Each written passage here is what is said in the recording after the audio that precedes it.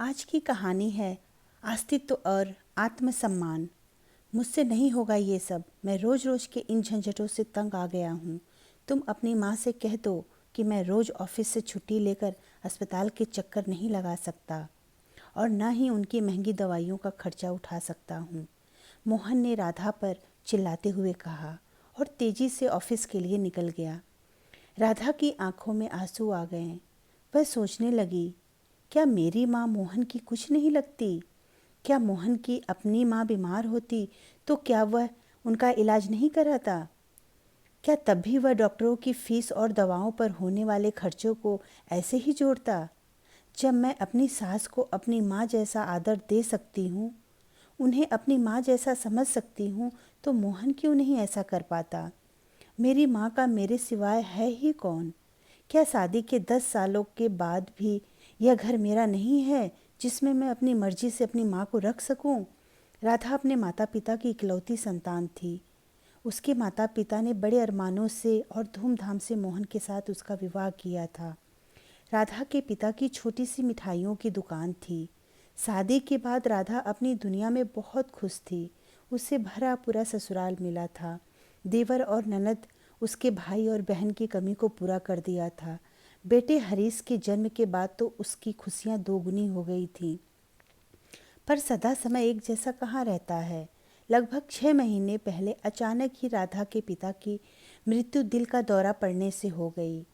पिता की मृत्यु के पश्चात राधा की माँ बिल्कुल अकेली पड़ गई थी।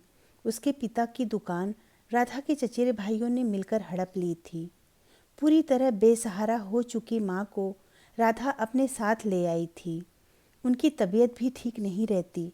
हालांकि माँ उसके साथ रहना नहीं चाहती थी, पर राधा अपनी उस माँ को कैसे छोड़ देती अकेले, जिन्होंने उसे जन्म दिया था, अपनी उंगली पकड़कर चलना सिखाया था।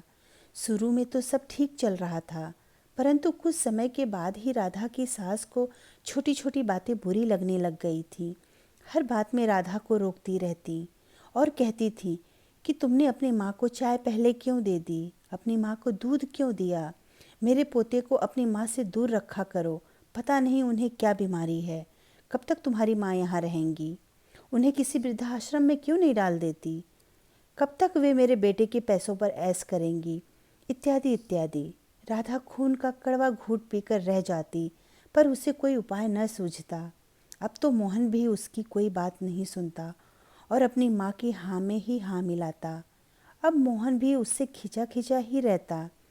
आज भी मोहन ने इतनी बड़ी बात कह दी थी। राधा को कोई रास्ता नहीं सूझ रहा था। क्या करे वह? क्या सच में अपनी माँ को किसी वृद्धाश्रम में डाल दे?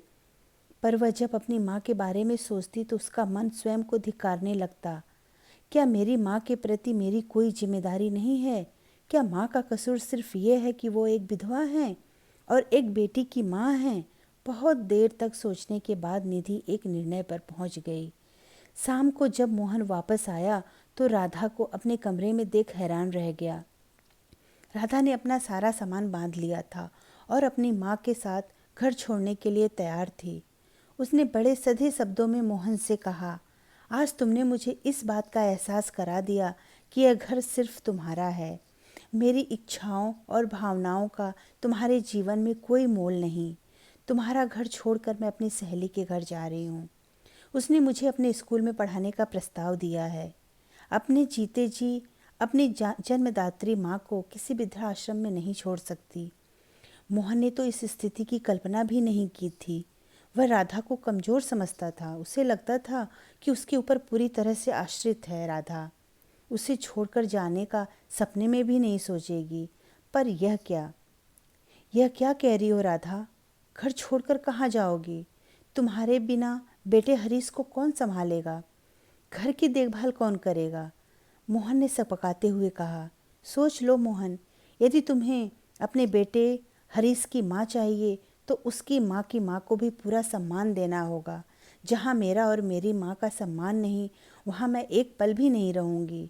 जहाँ तक हरीश की बात है, मेरी ममता मेरे आत्मसम्मान के सामने तुच्छ है। तुम सब मिलकर उसका अच्छा ध्यान रखोगे, ये मेरा विश्वास है। राधा ने दृढ़ शब्दों में मोहन को जवाब दिया। जब इस घर में मेरा कोई अस्तित्व ही नहीं है तो इस घर में मैं रहूं किस के लिए और किस हक से। फिर पीछे से सासू माँ भी बोल पड़ी, मुझे माफ़ कर दो बेटी। मैं अपने पुराने विचारों के आवरण को हटा नहीं पा रही थी। अब जब मैं तुम्हारी जगह अपने को रख कर सोचा तो मुझे एहसास हुआ कि मैं कितना गलत सोचती थी। आगे से मैं और तुम्हारी माँ अच्छी सहेलियों की तरह एक साथ एक घर में रहेंगे। तुम कहीं मत जाओ बेटी, क्योंकि बिना गृह लक्ष्मी के कोई भी घर क्यों ना हो सदा बिखर जाता है। राधा की सास ने बड़े प्यार से राधा को समझाते हुए कहा। आज मोहन और उसके परिवार को राधा का महत्व समझ में आ गया था। धन्यवाद दोस्तों, मेरी कहानी अच्छी लगी तो प्लीज़ सब्सक्राइब करना ना भूलें।